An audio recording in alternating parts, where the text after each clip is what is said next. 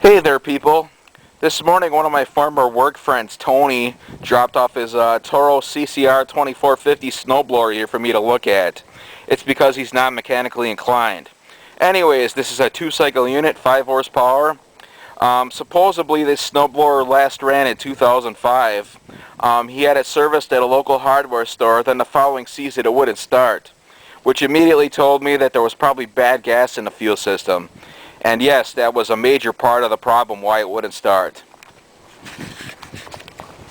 When I pressed the primer bulb to see if there was fuel reaching the carburetor, I noticed that the fuel pooling in this little cover here, I noticed it was on the thick side. It wasn't like normal gasoline, which immediately told me that the gasoline probably evaporated and there was 2-cycle oil left over in the fuel system.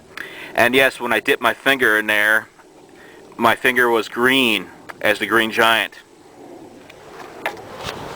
And even though the gasoline that was in the carburetor turned to oil, the gasoline in the gas tank was still pretty sloshy yet.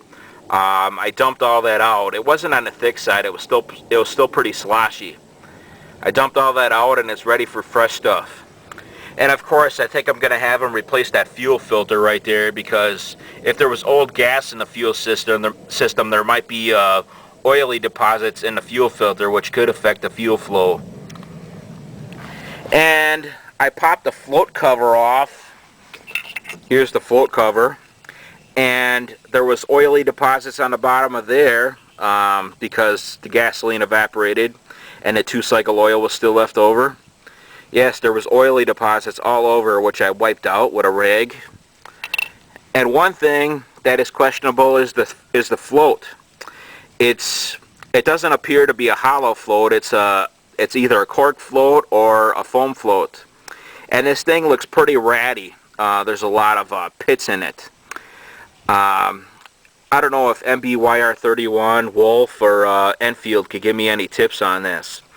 I don't know if I should have him replace this or not. I could probably just clean it up and just throw it back in the carburetor, but I don't know if I should actually have him replace the float for precautionary measures, because this float looks pretty nasty. As you see here, it's pretty pitted and it's pretty varnishy.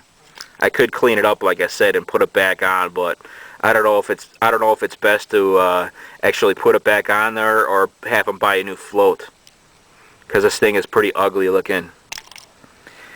And besides that, I don't know if you guys could give me any tips, Enfield, Matt, or Wolf, about that float, if I should replace it or not. I think this thing needs a new key switch too, because this key switch, it seems kind of sloppy. Usually they click in place, and this one seems kind of sloppy.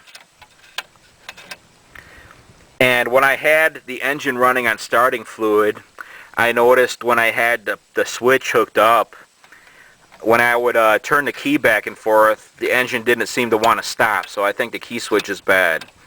I'm going to try to retest it another few times. But anyways, yes, Matt, Enfield, Wolf, could you give me any tips about that float? I don't know if I should replace it or just clean it up and throw it back on, because it looks pretty ugly. And that concludes this video. Bye. Well, I just found out that the key switch works. I tested it out. I sprayed some starting fluid in the carburetor, and when the engine was running, I jiggled around the key switch to see if the engine stopped, and it did. So yes, the key switch is good, which means less money he's got to spend. And when he told me it was a Toro over Facebook, I was hoping it wouldn't be one of those Toro S200s.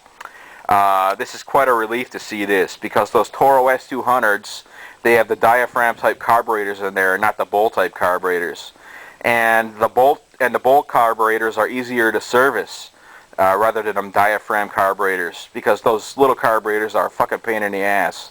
And it was quite a relief to see this. I was thinking, yes, it would be easy to fix. It's probably going to be easy to fix. And that concludes this video. Bye.